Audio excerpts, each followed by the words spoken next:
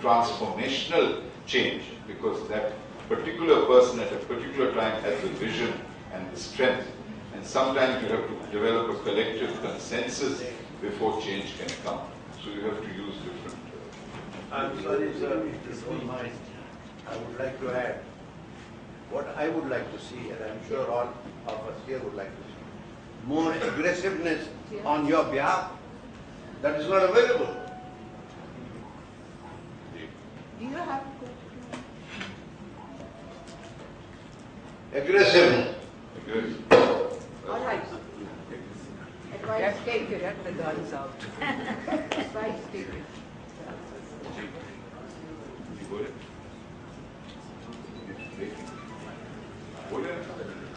Do you have a question or what?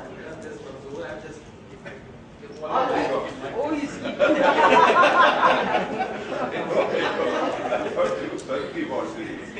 SPDC is very democratic. He's part of the SPDC team. So we thought he wants to challenge us. All right. One question. Assalamualaikum. I'm Tayyiba. I work as research executive at Nielsen, Pakistan. I've been working on some of the social projects at Nielsen as well. My question is about the census, and do you, because you, I'm sure, are in communication with the government departments as well, do you foresee that happening anytime soon? What? The census in Pakistan. census in Pakistan. Census का जो मार्च में होनी थी, पर क्योंकि Pakistan army की ज़रूरत पड़ रही है सेंसस कराने में, उन्होंने इस बात माजरत की है कि वो काफ़ी मसरूफ़ हैं, उनके जो ऑफिसर्स एंड जवान्स हैं, तो मेरा ख्याल है कि 3-4 महीने के बाद फिर ये क्वेश्चन जो है उनसे पूछा जाएगा कि आप वो अपने लोग स्पेयर कर सकते हैं और सेंसस कराई जा सकती है कि नहीं। तो ये वजह थी कि पोस्टपोन भी है।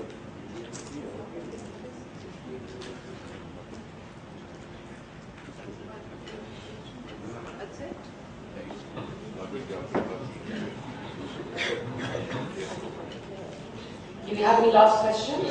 My name is Dr. Ishrat Hussain, and my question is particularly related to the local government. And you know, since the 2013 election, the local government is now active, and the structure is now also now about to power. And there are 2-tier system. Earlier we have district level tiers, and we have a district government and tehsil councils and union councils, like the one we experience right now in KPK. And in rest of the 3 provinces, we have this urban and rural councils, and within urban councils there are 4 tiers.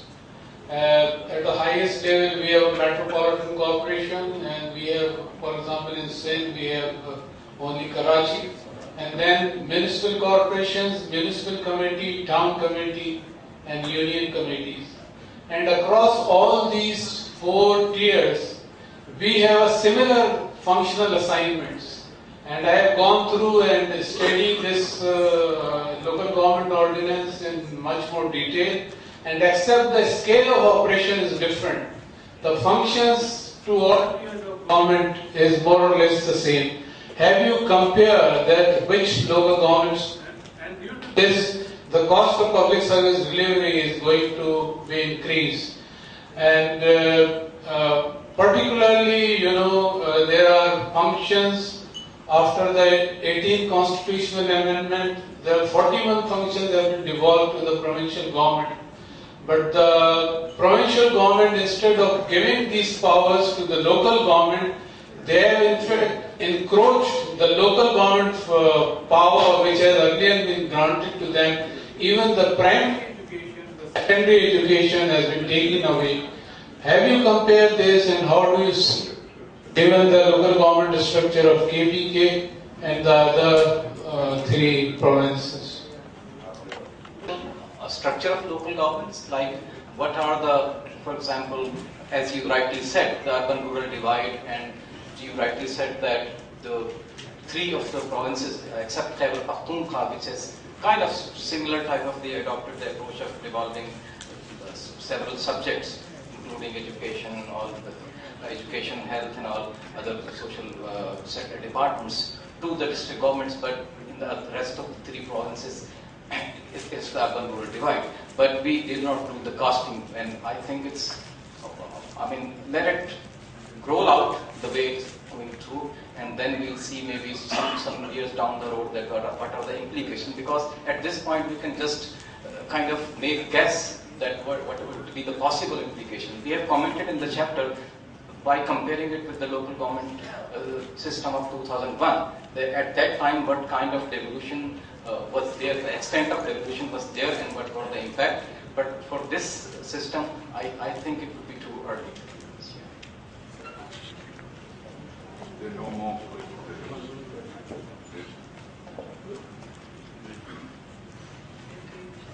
My name is Mehtab Kareem, Professor of Public Policy at the US Universities. Currently, the team of Karachi University scholars here doing a study of Karachi. Can you hold the microphone close? Yeah, we are working on managing a mega city, a project on behalf of collaboration between George Mason University and Karachi University. I would like to ask a very pertinent question. One page, Mr. Javed Jabbar mentioned about Karachi not being one of the most violent cities. Of course, it has appeared in the press, at least in the Western media. But you mentioned that Karachi's population is about 17 million. It is way the long estimates which are given about 22.5 million, 22 million in the most of the publications which are coming out from outside Pakistan. That's along with what you mentioned about 38% of Pakistan's population living in urban areas, and Dr. Ishrat Hussain already has deliberated on that. I think it's all due to the census not being taking place in Pakistan. Dr. Ishrat Hussain, of course, mentioned about one of the reasons why that's the urban population. I think it's somewhere between 45 to 50%. I'm a demographer, so I do all that analysis.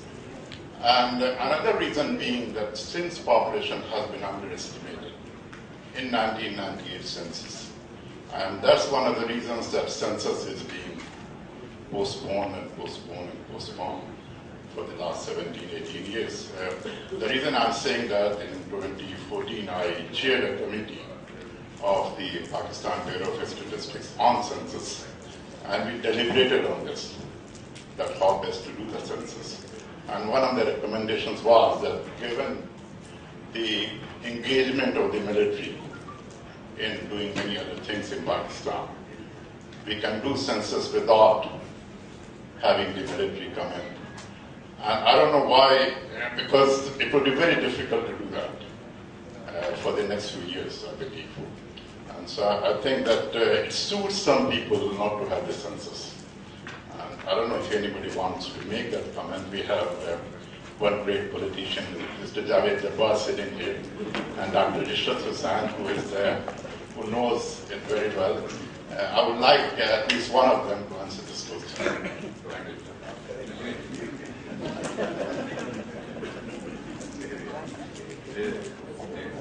Thank you very much, and we in fact will look forward very much to the output from your own study. It will be a source of immense information and enlightenment for us. You're a very respected and senior scholar. But on the issue of census, I think the military dimension, the manpower dimension is one facet, and you've correctly pointed out there is a very strong political partisan dimension. There is also, unfortunately, an ethnic dimension, which is partly related to the political, but is also a reflection of the harsh realities of our existence. The imbalances caused by 2.5 billion plus Afghan refugees in large parts of Balochistan and KP, the influx of people into Sindh, especially urban Sindh, and some parts of Punjab. So it is a genuine demographic issue, which is partly related to governance and our inability to cope with change. But I am fairly confident that later this year, this decision will be taken. hopefully by the cabinet. And that leads me to the question put by His Excellency, the High Commissioner of Pakistan to the United Kingdom just a few years ago, when Khalida Ghaus Sahab advocates aggression. MashaAllah, aggression so openly in a city where people are very peacefully carrying around weapons in vegetables and double cabins, and they're pointing their guns at you.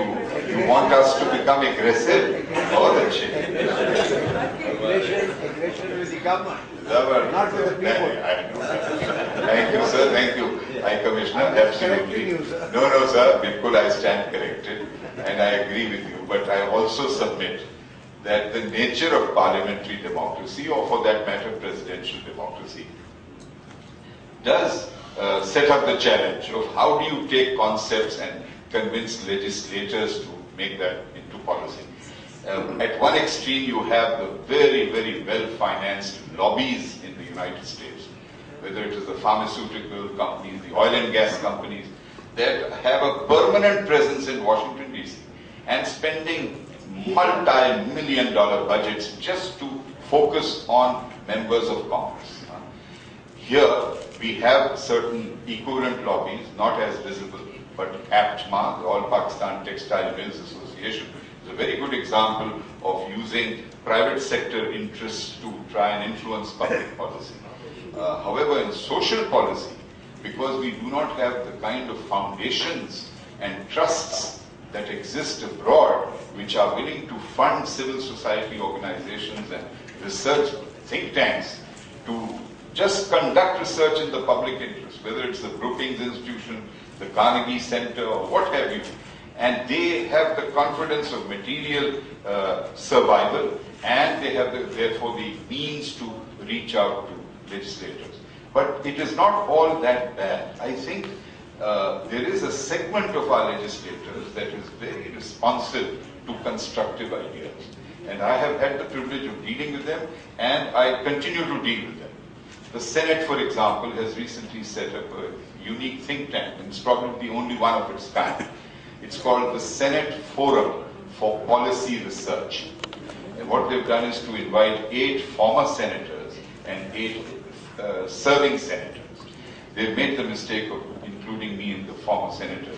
So I serve with serving senators like Aizaz S. and Mushahid and others, Raja Zafrul Haq, former chairman of the Senate like Niaz, like Farooq Naik. The current chairman is a former chairman. So, and what we do is, we work very quietly and we try to provide the standing committees of the Senate and Parliament with material and proposals, which those standing committees can then take up and introduce into Parliament.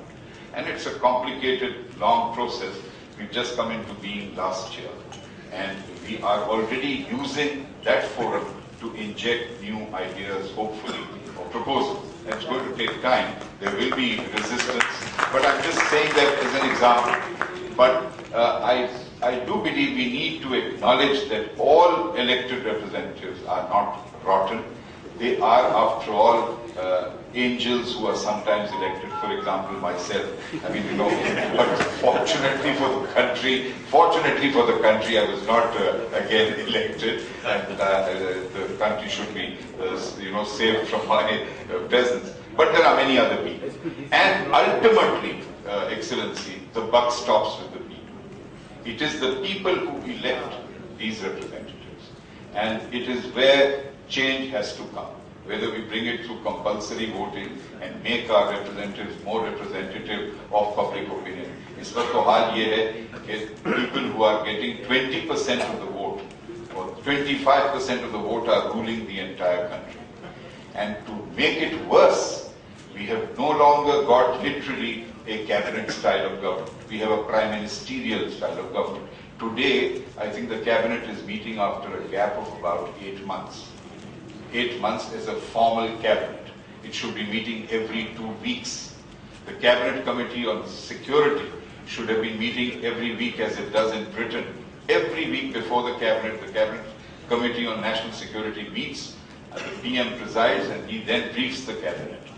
We have not held more than 4 meetings in over 2.5 years.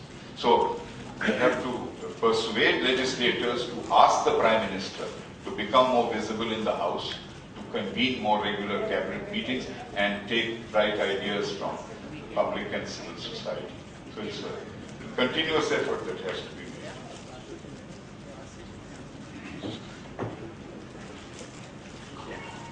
made. It is now my pleasure to invite Mr. Saeed A Qureshi, the Chairman of the SPDC Board of Directors, for the presidential remarks.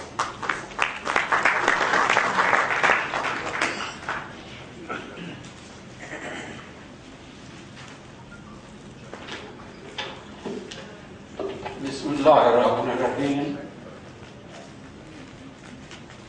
Members of the SPDC Board, Dr. Ishrat Hussain, Javed Jabbar, Shahnaz Wazir Ali, Ayub Baloch, we welcome you on behalf of the board, and we thank the members of the board who have taken a very keen interest in this exercise. The Managing Director, Khalida Ghaus, and her research team, ably led by Dr. Hafiz Pasha and other, Asif Iqbal, Harun, they have done excellent work.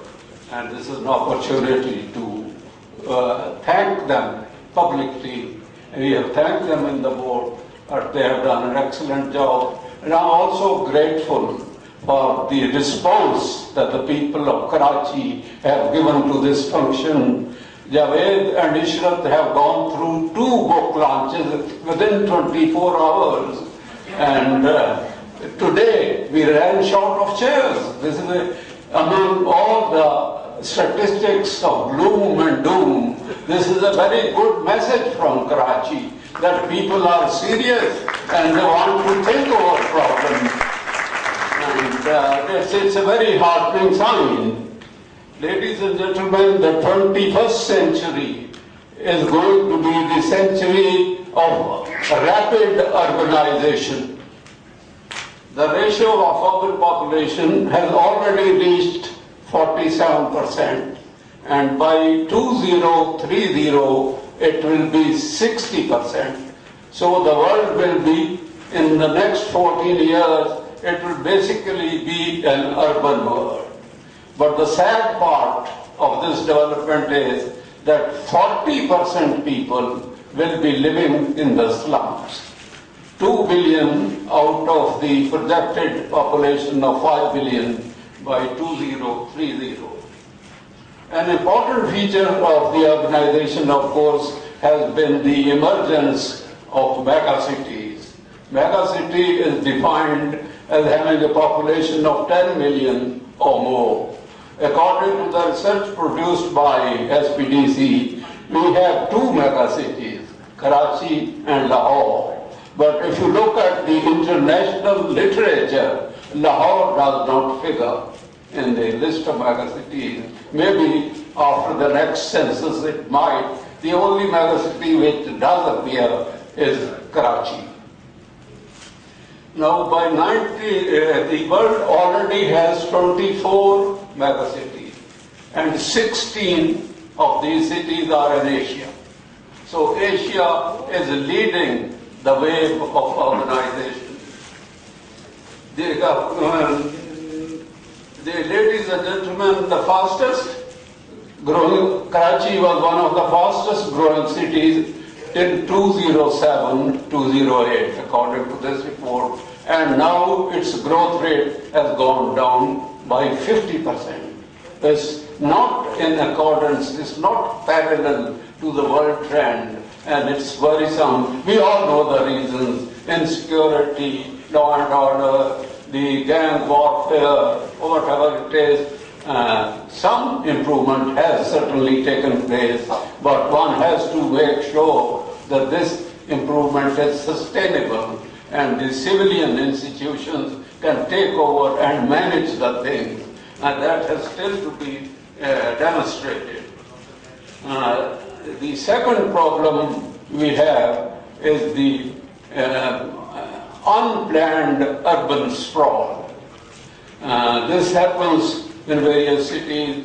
As Ishrat said, that according to his calculation, the urban population is 45%, but this does not appear in the technical definition of the cities because of the growth on the periphery of the cities, which is not technically a part of this.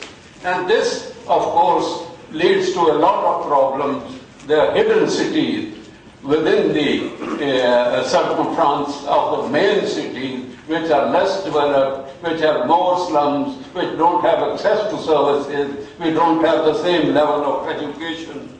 And this process can be arrested in time if we develop some sort of a master plan for the smaller cities, which still basically still have some room, some scope of work. At the district level, for instance, each of these cities should have a proper master plan so that the urban sprawl does not overtake the process of development.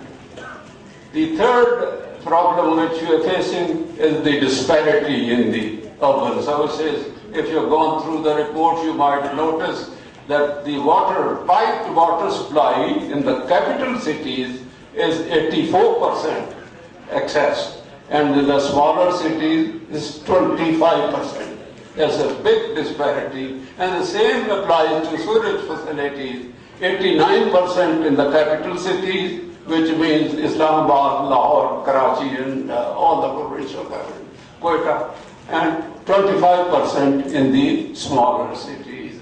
This is a worrisome problem. The third problem is the disparity in the index of human development. As Asif Iqbal has shown you, that there's in Sindh, the only city at the medium level of human development is Karachi, and the rest are all at the low level of human development. And same applies to Balochistan. Even Quetta is not recruited in the middle level. They are all at the low level of human development. And Sindh, in fact, lags behind even KPK. KPK has more. It has Akrabad, which is at a high level, and it has 2 or 3 middle level of human development cities. But Karachi